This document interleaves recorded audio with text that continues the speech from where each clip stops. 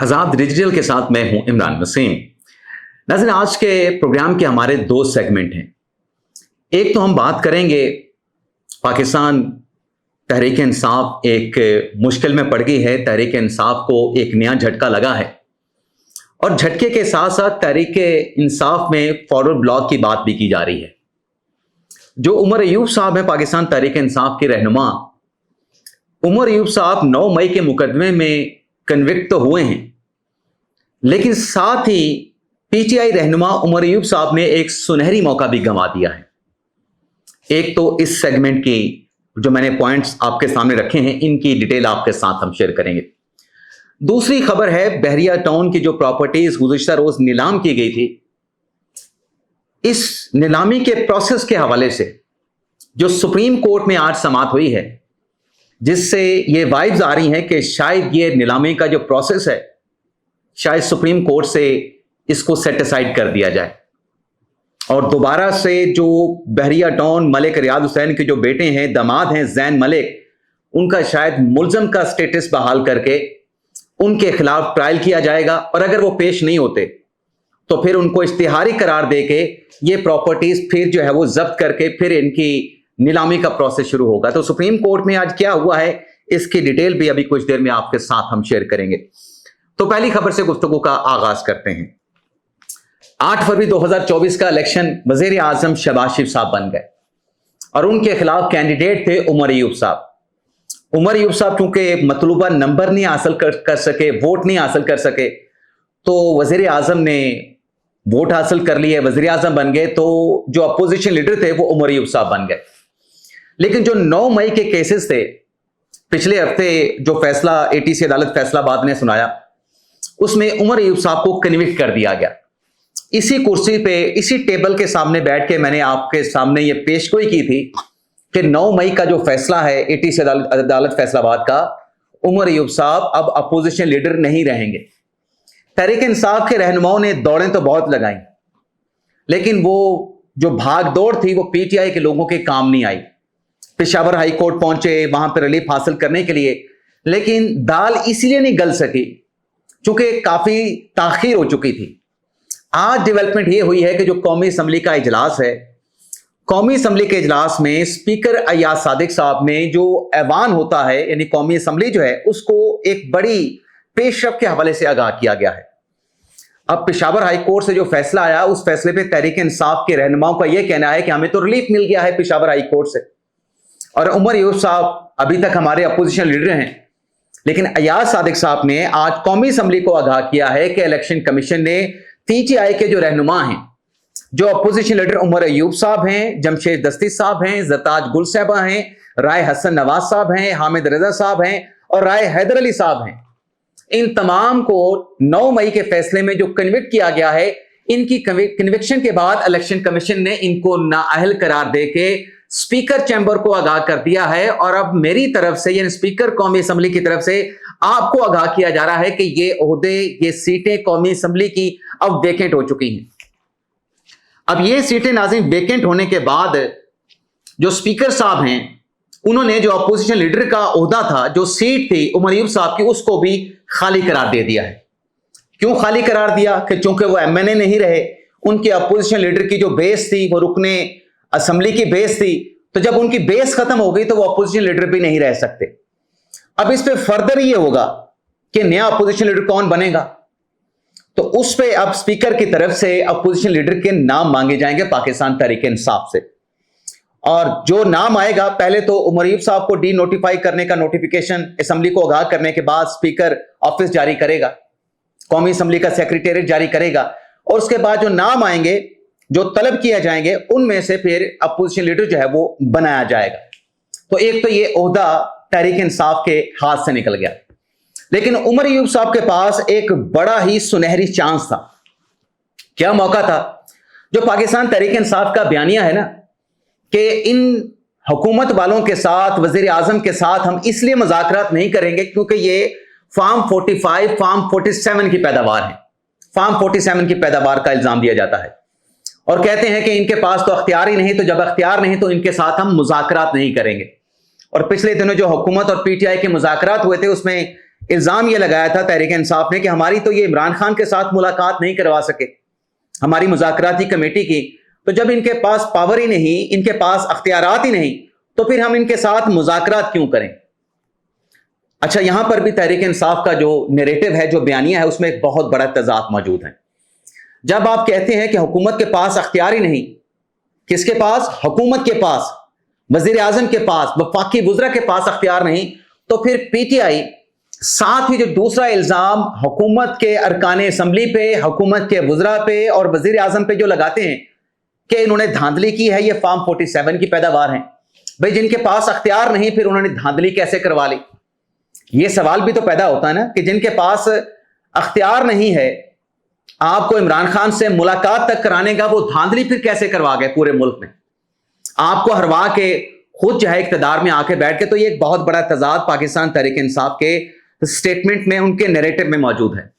لیکن سنہری موقع یہ تھا کہ ڈسکوالیفیکیشن ہونے سے پہلے عمر ایوب صاحب کو جو ایک آئینی ذمہ داری ان کو ملی تھی اپوزیشن لیڈر ملنے کے بعد، کہ وہ وزیر اعظم کے ساتھ مشاورت کرتے۔ کس بات میں مشاورت کرتے؟ جو آئے روز پاکستان تحریک انصاف، جو چیف الیکشن کمشنر کے اور الیکشن کمیشن کے ممبران کو ہدف تنقید بناتے ہیں کہ یہ تو اپنی آئینی میعاد پوری کر چکے ہیں، تو جب ان کی آئینی میعاد پوری ہو چکی ہے یہ گھر کیوں نہیں جاتے؟ تو یہ عمر ایوب صاحب کی ذمہ داری بنتی تھی کہ کوئی بھی فیصلہ اپنے خلاف آنے سے پہلے، 9 مئی کے کیس میں کنوکٹ ہونے سے پہلے، وزیر اعظم کے ساتھ اپنی آئینی ذمہ داریوں کا ادراک کرتے ہوئے مشاورت کا، مذاکرات کا آغاز کر دیتے۔ آج عمر ایوب صاحب کے پاس وہ اختیار نہیں رہا کیونکہ وہ اپوزیشن لیڈر نہیں رہے۔ اب وہ وزیر اعظم کے ساتھ نئے چیف الیکشن کمشنر کی تعیناتی کے معاملے پہ، نئے الیکشن کمیشن کے ممبران کی تعیناتی کے معاملے پہ مشاورت کے عمل سے آؤٹ ہو چکے ہیں۔ اور اب یہ بھی بات کی جا رہی ہے کہ یہ جو تحریک انصاف کہہ رہی ہے کہ جو سیٹیں خالی ہوئی ہیں اس پہ عمران خان صاحب کا حکم ہے کہ ہم اپنے کینڈیڈیٹ کھڑے نہیں کریں گے، تو یہاں سے اگر دوسری سیاسی جماعتوں کے امیدوار جیت کے آ گئے تو یہ جو 15-20 سیٹیں ہیں، جتنی بھی ایم این اے کی سیٹیں ہیں، تحریک انصاف کے ہاتھ سے نکل گئیں، تو قومی اسمبلی میں تو تحریک انصاف کا نمبر کم ہو جائے گا۔ جب تحریک انصاف کا نمبر کم پڑے گا تو جو اپوزیشن لیڈر اگلا آ سکتا ہے، تو تحریک انصاف میں فارورڈ بلاک کی بات بھی کی جاتی ہے۔ اگر کوئی ایسا دھڑا سامنے آ گیا جو فارورڈ بلاک کی صورت کا، مطلب ایک شکل کا ایک دھڑا ہو، تو پھر تو پاکستان تحریک انصاف کو اپنا اپوزیشن لیڈر بنانا بھی قومی اسمبلی میں مشکل ہو جائے گا۔ اگر طاقتور حلقوں کا منظور نظر کوئی اپوزیشن لیڈر بن جاتا ہے تو پھر چیف الیکشن کمشنر کون لگے گا؟ اس کا فیصلہ پھر آپ خود کر لیں۔ یہ نادر موقع تھا، لیکن اس موقع کو بھی تحریک انصاف نے اپنی ضد، اپنی انا سے ضائع کر دیا۔ ویسے ذرائع یہ بھی بتاتے ہیں کہ حکومت کی طرف سے جو بار بار تحریک انصاف کو مذاکرات کی آفر کی جا رہی ہے، ان مذاکرات کی آفرز پہ، پیشکش پہ تحریک انصاف نے ایک اچھا سگنل دیا ہے، گرین سگنل دیا ہے، لیکن وہ خود یہ فیصلہ کرنے سے کترا رہے ہیں کہ عمران خان صاحب ان مذاکرات کی اجازت نہیں دیں گے۔ یعنی جن کو بے بس کہتے ہیں وہ تو مذاکرات کرنے کے لیے آج بھی تیار ہیں۔ جن کو تحریک انصاف بے بس کہتی ہے کہ حکومت کے پاس اختیار نہیں، وہ آج بھی پی ٹی آئی کے ساتھ مذاکرات کرنے کے لیے تیار ہیں۔ لیکن جو بے بس ہونے کا الزام لگاتے ہیں، ان کے پاس خود کتنا اختیار ہے کہ وہ عمران خان کی طرف دیکھتے ہیں کہ ہم نے مذاکرات کرنے ہیں، مذاکرات نہیں کرنے، اور مذاکرات میں اگر کوئی بات طے ہوتی ہے تو اس پر بھی زبان دینی ہے تو عمران خان صاحب سے پوچھ کے زبان دیں گے، کہ ان کے پاس خود کوئی مینڈیٹ نہیں ہوتا۔ ایک تو ناظرین یہ خبر ہو گئی۔ دوسری خبر جو بحریہ ٹاؤن کی، کل جو 6 پراپرٹیز کی نیلامی تھی، 3 پراپرٹیز تو نیلام ہو گئی، اور 6 میں سے باقی جو 3 بچی، وہ نیب کا موقف ہے کہ ہمیں جو بڈ تھی وہ مناسب نہیں ملی، تو اس کا نئے سرے سے جو ہے وہ نیلامی کا، آکشن کا عمل جو ہے وہ شروع کیا جائے گا۔ لیکن بحریہ ٹاؤن نے اس آکشن پروسیس کے خلاف سپریم کورٹ میں اسلام آباد ہائی کورٹ کے فیصلے کے خلاف اپیلیں دائر کی تھیں۔ ان اپیلوں پر آج سماعت ہوئی ہے۔ جسٹس امین الدین خان کی سربراہی میں 3 رکنی بینچ، جس میں جسٹس نعیم اختر افغان صاحب تھے، جس میں جسٹس میاں گل حسن اورنگزیب صاحب تھے، اس بینچ نے جب سماعت کا آغاز کیا تو سب سے پہلے تو بحریہ ٹاؤن کے وکیل جو فاروق ایچ نائک صاحب ہیں، ان کی طرف سے کہا گیا کہ اچانک یہ اپیلیں سماعت کے لیے مقرر ہوئیں، رات 12 مجھے یہ پتہ چلا ہے، اور یہ خدا کا شکر ہے کہ میں اسلام آباد میں موجود تھا تو میں آپ کے سامنے حاضر ہو گیا۔ اگر میں اسلام آباد نہ ہوتا، کراچی ہوتا، تو پھر مجھے آپ کے سامنے فزیکلی پیش ہونے میں مشکل پیش آتی، دقت پیش آتی۔ جج صاحب نے سوال اٹھایا بحریہ ٹاؤن کے وکیل سے کہ آج تو ہمارے سامنے صرف آپ کی جو متفرق درخواست ہے وہ سماعت کے لیے مقرر ہے. آپ کی مرکزی اپیلیں تو سماعت کے لیے فکس نہیں ہوئی ہیں. وہ کیوں فکس نہیں ہوئی؟ اس پہ فاروق ایچ نائک بحریہ ٹاؤن کے وکیل نے کہا کہ یہ میرے نالج میں نہیں ہے کہ مرکزی اپیلیں کیوں سماعت کے لیے مقرر نہیں ہوئی ہیں. پھر اس کا پتہ کیا گیا تو عدالت نے حکم یہ دیا ہے کہ 13 اگست کو ان اپیلوں کو ہم سنیں گے، لیکن سٹے آرڈر دینے کی جو بحریہ ٹاؤن کی درخواست تھی اس کو رد کر دیا گیا کہ حکم امتناع یکطرفہ طور پر نہیں دیں گے، پہلے نوٹس کریں گے دوسری سائٹ کو، نیب کو، ان کو سننے کے بعد ہم سٹے آرڈر کریں گے. لیکن جسٹس نعیم اختر افغان صاحب نے ایک تو بحریہ ٹاؤن کے وکیل سے کہا کہ جو ریفرنسز ہیں زین ملک کے خلاف، بحریہ ٹاؤن کے خلاف، ملک ریاض حسین کے خلاف، ایک تو ان کی نقول جمع کروا دیں. دوسرا سوال جسٹس نعیم اختر افغان صاحب نے یہ پوچھا ہے جس کا آئندہ سماعت پہ بحریہ ٹاؤن کے وکیل جواب بھی دیں گے کہ جب پلی بارگین ہوا تھا اس پلی بارگین میں 8 پراپرٹیز دی گئی تھی، تو جو 8 پراپرٹیز اٹیچ نیب نے کی تھی، پلی بارگین کے بعد 2 پراپرٹیز ریلیز ہو گئی جب انسٹالمنٹ پے کر دی گئی.